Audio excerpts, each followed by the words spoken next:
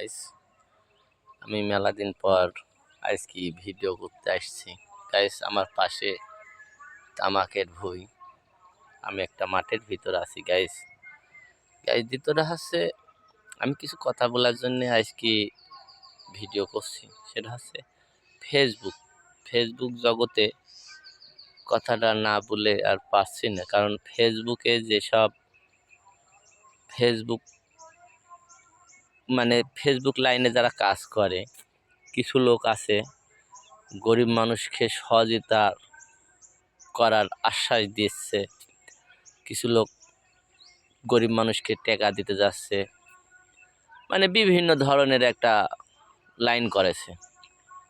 কিছু লোক আর একজনের আইডি ডুপ্লিকেট কপি করে, ধরেন যে প্রতারক, যাক বলে প্রতারক করার চেষ্টা করেছে। তো গাইস, আমার ভিডিওটা হচ্ছে এই উপলক্ষে করার জন্য আমি আর কি কথা বলতে চাচ্ছিলাম। যারা ফেসবুকে যারা কাজ করছেন, ফেসবুক জগতে সম্পূর্ণ যারা কথা বলে সব মিথ্যা। আবার ফেসবুক জগতে যারা বলছে যে গরিব মানুষকে আর্থিক সহযোগিতা দিব, আপনাকে বিকাশ নাম্বার দেন, আমি অমুকটা দেবো, এগুলা সম্পূর্ণ সিটারি। সিটার বাদ দিলে ভালো মানুষ পাওয়াই কষ্ট। যারা হয়তো গরিব মানুষের পাশে কল্যাণের কাজ করার জন্য পাশে দাঁড়াচ্ছে, তাদের আইডি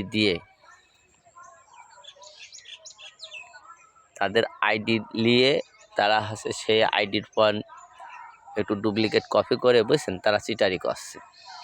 তা আমি বলতে চাচ্ছি যে যার আইডিতেই এরকম চিটার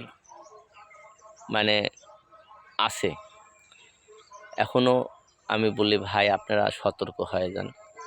এতে কীরকম হয়, নিজের নামে বদনাম আসে।